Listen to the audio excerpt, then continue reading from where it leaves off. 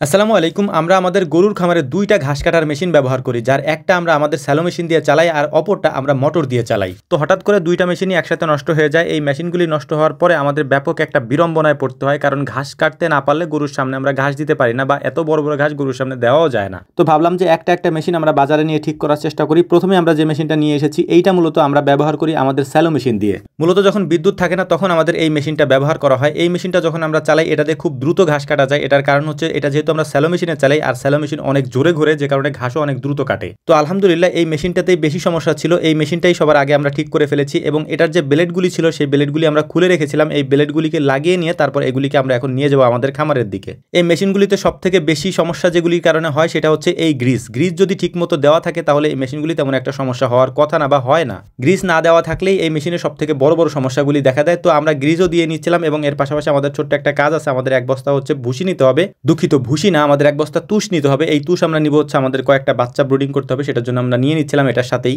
আমরা এই মেশিনটা খামারে নিয়ে তারপর এটাকে সেট করে সুন্দর করে রেখে দিয়ে তারপর আরেকটা মেশিন যেটা আছে, যেটা আমরা মোটর দিয়ে চালাই, ওই মেশিনটা আমরা দিয়ে যাব। ওই মেশিনটার বেয়ারিং ভেঙে গেছে, ওইটাকেও আমাদের ঠিক করতে হবে। একসাথে দুইটা মেশিন আমরা আনি না, এটার কারণ হচ্ছে একটা মেশিন দিয়ে একটু একটু কাজ চালানো যাচ্ছে, তাই ভাবলাম যে দুইটা একসাথে না নিয়ে একটা ঠিক করে তারপর আরেকটা আমরা ঠিক করার জন্য নিয়ে আসি। তো ভিডিওর মাঝখানে গুরুত্বপূর্ণ একটা কথা আপনাদেরকে জানিয়ে রাখি, আর সেটা হচ্ছে আপনারা অনেকেই জানেন যে আমাদের এখানে রাত 9টা থেকে 10টা কল দিলে আমাদের সাথে কথা বলা যায় বা আমাদেরকে পাওয়া যায়। তো এটা আমরা রেখেছিলাম আপনাদের সুবিধার্থে, কিন্তু ভাই রাত 9টা থেকে 10টা এর বাইরে যদি আপনি আমাদেরকে সারাদিন কল দেন তাহলে তো ভাই আমাদের কাজ করতে সমস্যা হয়ে যায়। এটা আমি আপনাদেরকে আকুতি মিনতি করে কয়েকবার বলেছি, কিন্তু এটা আসলে ঠিক হচ্ছে না। তাই দয়া করে আমাদেরকে যারা কল দিবেন তারা রাত 9টা থেকে 10টা এই 1 ঘন্টা দিন, এর বাইরে ভাই আমাদেরকে দিয়েন না। আপনারা জানেন যে আমরা সারাদিনই কাজ করি, আমাদের আসলে কোনো অপশন নাই। তো দ্বিতীয় মেশিনটা ঠিক করতে দিয়ে গেছিলাম। তো ওই মেশিনটা ঠিক হয়ে যাওয়ার পর আনিস ভাই বলল যে ভাই আমার সন্ধানে একটা মেশিন আছে, আপনি কি দেখবেন কিনা, ওই মেশিনটা নেবেন কিনা। তো ওই ভাইয়ের কথা মতো আমরা ওই বাড়িতে চলে এসেছি মেশিনটা দেখার জন্য। তো মেশিনটা বের করা হলো দেখার জন্য। এটাও হচ্ছে আমাদের মেশিনের মতো 2 ব্লেডের একটা মেশিন, তবে পার্থক্য হচ্ছে এই মেশিনটা সাইজে আমাদের মেশিন থেকে একটু ছোট।